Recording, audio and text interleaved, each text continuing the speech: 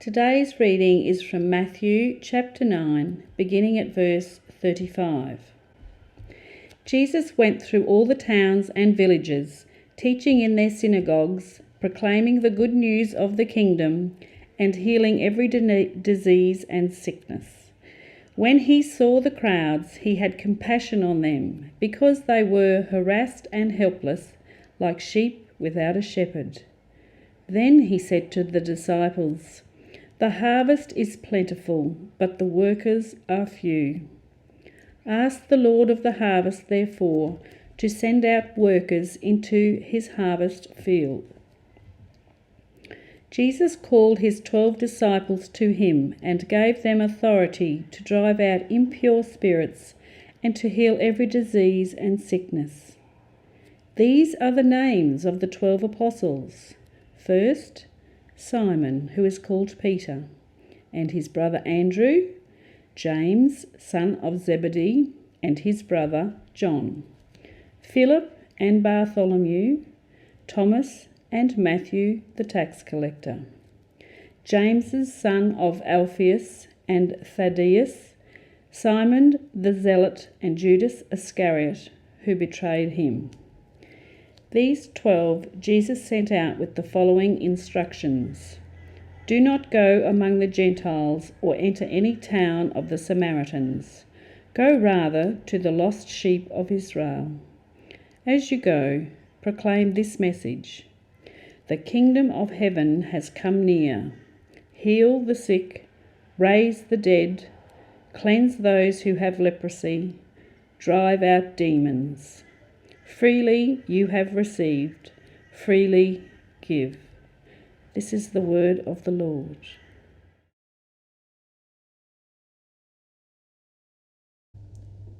There is a meme going around, a peaceful picture of someone fishing in a boat, and the words, "Religion is a guy in church thinking about fishing. Spirituality is a guy out fishing thinking about God." And there is the unfortunate situation of our world's attitude to church and God. That's my religion. Me and God are mates. That reality is really, when we do something religious, we would rather be doing something else. That makes religion all about feelings. Talking about religion in our world is like communicating with only emoji. Our faith is just a bunch of vague feelings.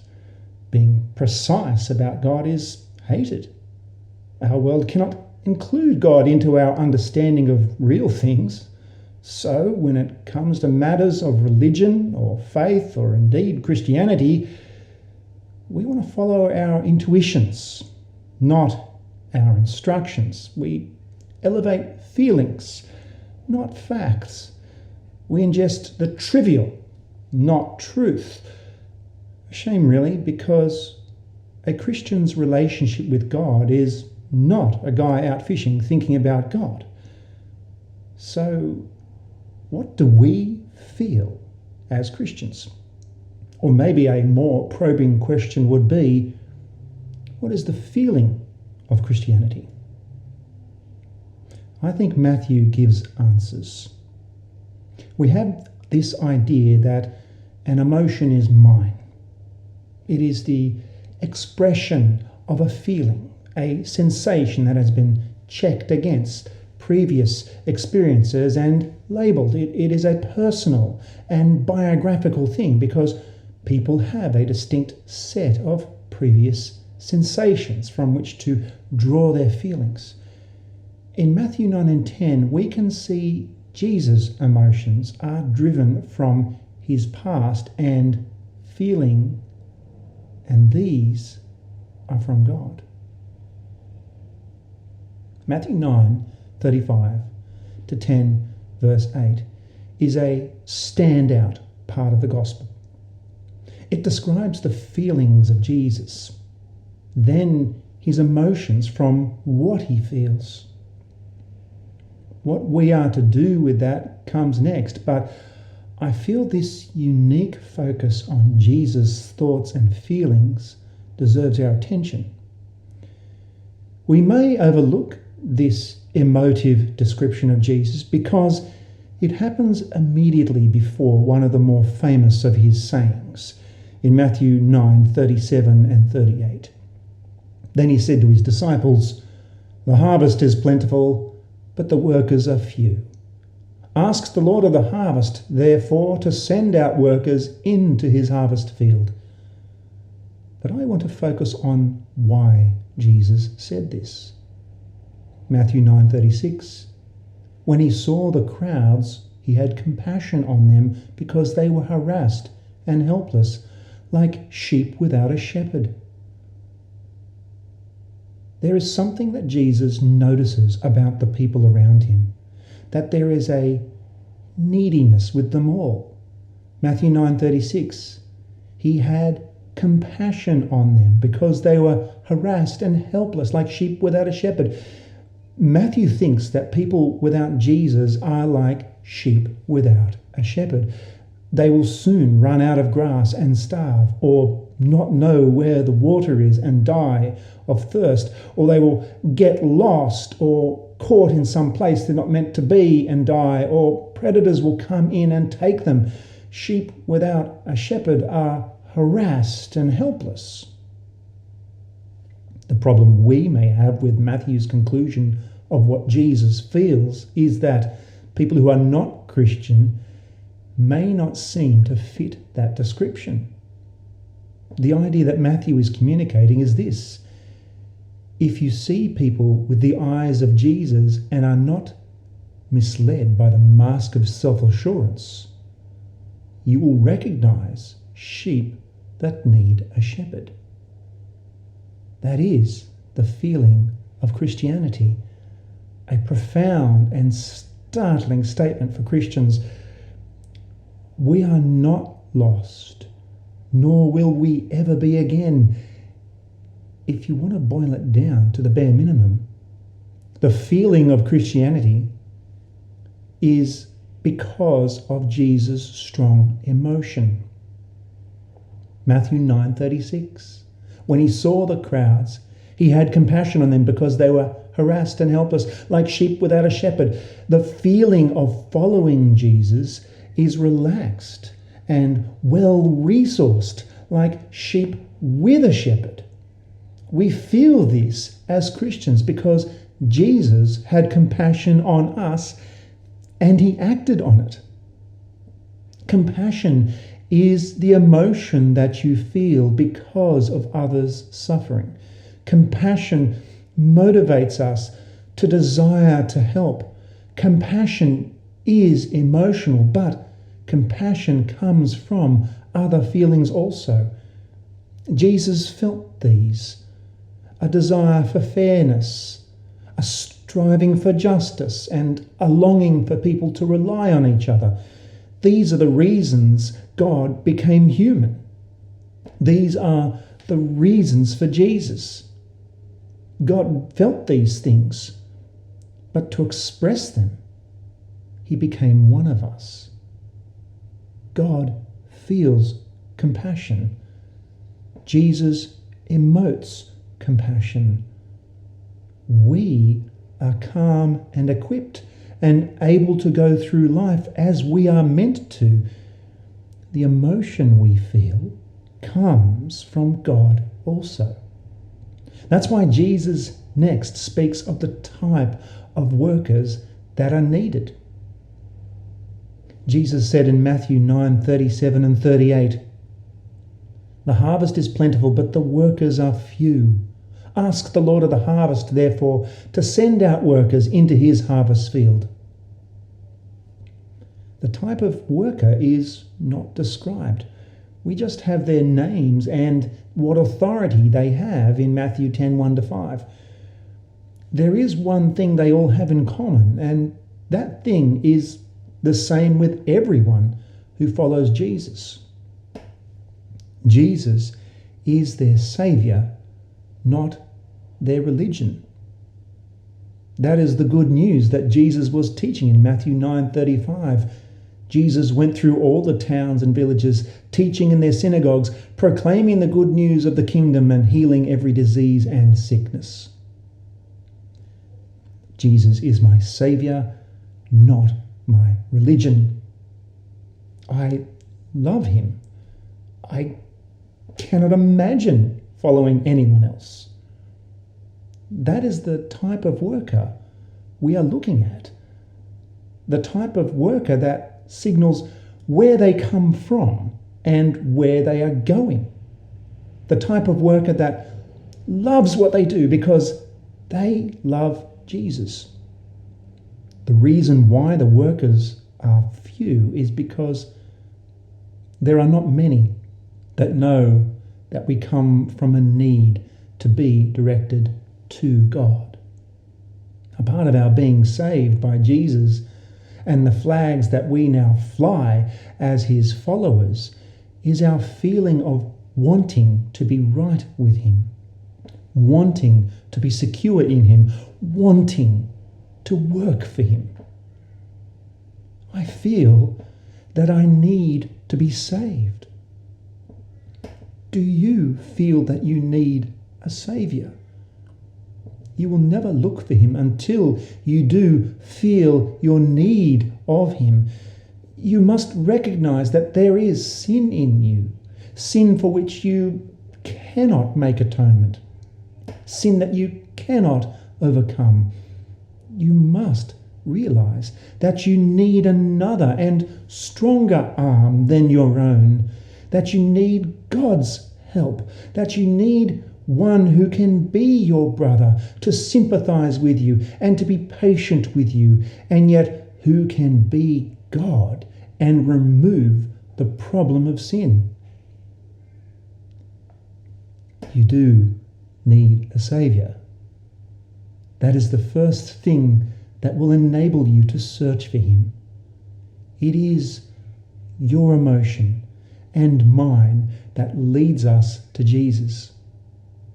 That is the worker and what the worker is looking for in the fields.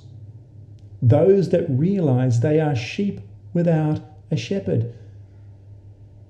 That in Matthew starts with those 12 names is just the beginning. Each of those 12 people that became apostles found that they needed Jesus, and the same now goes for us. The workers found that they needed him, and now the harvest is for those that hear about Jesus and find it good news. Good news because those people know that they are harassed and helpless, like sheep without a shepherd. So we ask the Lord of the harvest, therefore, to send out workers into his harvest field. That is what I believe is behind Jesus' instructions in Matthew 10:6. Do not go among the Gentiles or enter any town of the Samaritans.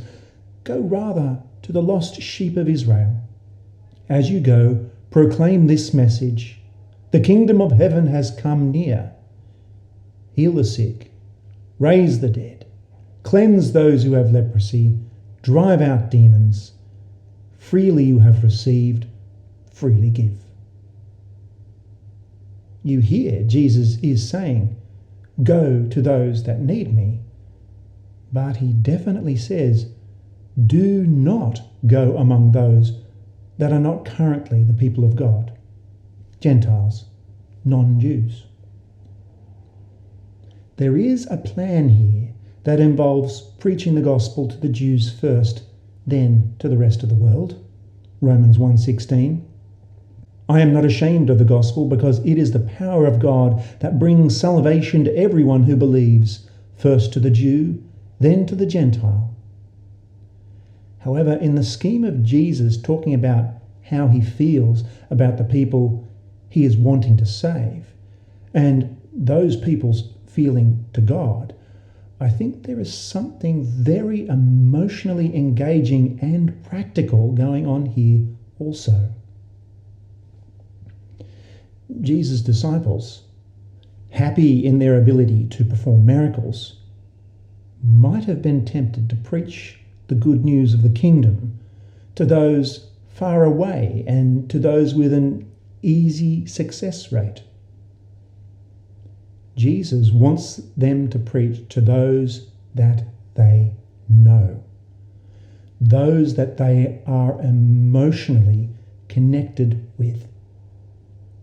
The emphasis of Israel is a big theological idea, but here it is also Jesus drawing a connection with the people we have most feelings about. It starts with Israel because that is where God's feelings have been directed until now. Who were the lost sheep of Israel? In a sense, all people are. We all, like sheep, have gone astray. Each of us has turned to our own way, and the Lord has laid on him the iniquity of us all. Isaiah 53:6. Yet, in another sense, there were also lost sheep that were abused and neglected by their spiritual shepherds, the scribes, priests, and Pharisees. This is the sense of Jeremiah 50 verse 6. My people have been lost sheep.